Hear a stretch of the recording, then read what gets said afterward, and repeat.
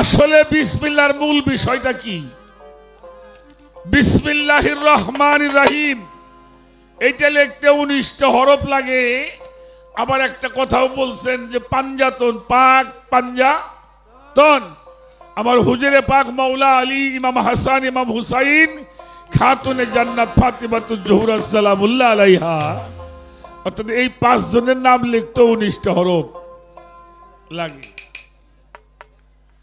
তাহলে আমরা একটা বিষয় বুঝলাম, এই 5-এর শক্তি যিনি অর্জন করে তিনি বিসমিল্লাহ হয়। কি? একটা হলো বিসমিল্লাহ পড়ার বিষয়, আর একটা বিসমিল্লাহ হওয়ার বিষয়। যতগুলি বিষয় দুনিয়াতে আসছে, রূপক শব্দটা না বুঝলে কাজ হবে না। একটা জাহিরি ব্যাখ্যা আছে, একটা বাতনি ব্যাখ্যা আছে। এজন্য কোরআন শরীফের সূরা লুকমানের 20 নম্বর আয়াতে আল্লাহ বলছেন, আসবাগা আলাইকুম নিয়ামাহু আল জাহির ওয়াল বাতিনান, তোমাদের জন্য 2 প্রকারের নিয়ামত দ্বারা পরিপূর্ণ করা হলো, একটা প্রকাশ্য নিয়ামত, একটা অপ্রকাশ্য নিয়ামত। একটা জাহিরি নিয়ামত আর একটা হইল বাতনি নিয়ামত। একটা জাহিরি এলেম আর একটা বাতনি এলেম। এই জাহিরিটা পড়ার আর বাতনিটা হওয়ার। জাহিরিটা কি? পড়ার, বাতনিটা হওয়ার। বাবাজি খেয়াল করে দেখবেন, কিছু পাগল আছে আমাদের দেশে, পাগল। এদের পোশাক আশাক নাই, তেমন কোনো সাজসজ্জা নাই। হ্যাঁ, হাজার হাজার মানুষ সে জায়গায় যাইয়ে মুক্তি লাভ করে। আবার এত কিছু জানি আমরা, বড় বড় মুফতি মুহাদ্দিস আছে, তাদের কাছে কিন্তু মানুষ যায় না, কারণ আমরা পড়ি। আর কিছু পাগল আল্লাহর ওলিরা আছে, এরা হলে হয়ে গেছে। আমরা পড়ি আর তারা হলো বিসমিল্লাহ হয়ে গেছে। বিসমিল্লাহ যদি বুঝতে চাও, বিসমিল্লাহ যদি বুঝতে কেউর ইচ্ছা হয়, তাহলে হুজুর পাক নবী মুহাম্মদুর রাসূলুল্লাহ, সকলেই বলি সাল্লাল্লাহু আলাইহি ওয়াসাল্লাম, উনি যে সাধনা করেছে হেরা পর্বতের গুহায় 15 বছর 1 মাস 19 দিন, এই হেরা পর্বতের সাধনা যে ব্যক্তি করতে পারে না, সে বিসমিল্লাহ সম্বন্ধে কিছুই বুঝতে পারে না। এই বিসমিল্লাহ হওয়ার জন্য, বিসমিল্লাহ বোঝার জন্য, বিসমিল্লাহকে অর্জন করবার জন্য আমার হুজুর পাক সেই সাধনা আমাদেরকে শিক্ষা দিয়েছেন। কোন নবী রাসূল কিন্তু মাদ্রাসা, স্কুল, কলেজে পড়ে নবী হয় নাই। নাকি আবার ভুল টুল কইলাম?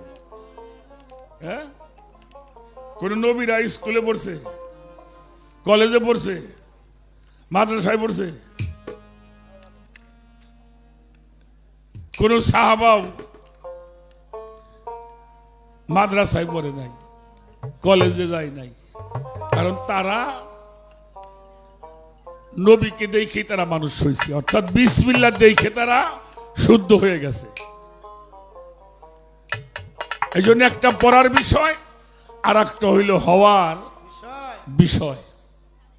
আমি একটা কথা বলি, আবার এই বিসমিল্লাহ কয় ভাগে বিভক্ত করা হয়েছে এটা একটু ধরো।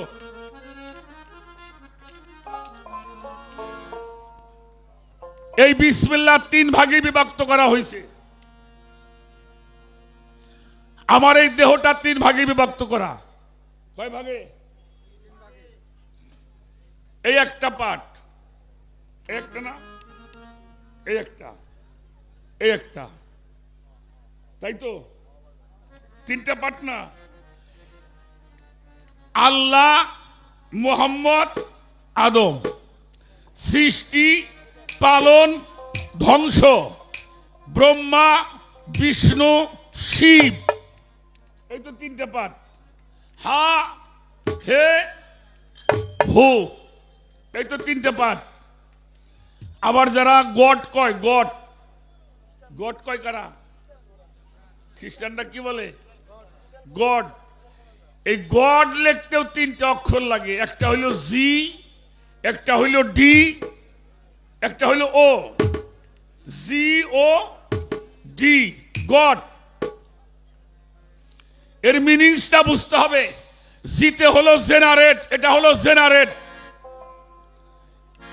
যত জ্ঞান, বিজ্ঞান, মহাজ্ঞান যাহা কিছু আবিষ্কার হয় মানুষের মস্তিষ্কে আবিষ্কার হয়, এটা হলো জেনারেট। ঠিক না দাদা ভাই? এটা হলো জেনারেট, এটা হলো অপারেট। হাসি, কান্না, দুঃখ, বেদনা উপলব্ধি হয় বুকের মধ্যে। ব্যাপারটা কি? শরীয়ত সরকারের মুখ চোখ শুননাকে কয় যে বাবা রে ভিতরে খুব একটা শান্তি, তাই কয় না? আর এটা হলো ডেস্ট্রয়, ধ্বংস। এই ধ্বংসের পথ থেকে মুক্তি না পাওয়া পর্যন্ত হাজারবার বিসমিল্লাহ বললেও কাজ হবে, কাজ হবে না। এই বিসমিল্লাহর মধ্যে তিনটি ভাগ। এই একটা জিনিস আছে এখানে, এটাকে আমরা কি বলি বাবা? এটা কি? মুখ বলি। এটা হাত, এটা এই পাটের মধ্যে নাকি? এই পাটের মধ্যে মুখ, এই পাটের মধ্যে হাত, আর এই পাটের মধ্যে লিঙ্গ। এই তিনটা জায়গায় থেকে 19টা জিনিস বর্জন করতে হবে। 19টি জিনিস কি করতে হবে? বর্জন করতে হবে।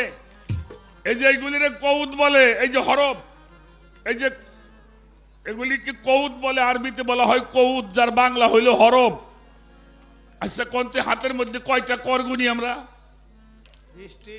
হ্যাঁ, কয়টা করে? গোনো গোনো গোনো গোনো। জীবনেও 20টা হইব না, জীবনেও হবে না। এই দেখেন, 1 2 3 4 5 6 7 8 9 10 11 12 13 14 15 16 17 18 কারণ কি? আরেকটা কোণে বলে ইমারত ভাই। 20 গুণ কোনতে? এটা গেল কোণে ইমারত ভাই হ্যাঁ? বলেছে এটা। এ মাথা দিয়েই 19টা হয়। এটার মধ্যে 3টা আছে, এটার মধ্যে 2টা আছে। এটা কৌদ বলা হয়।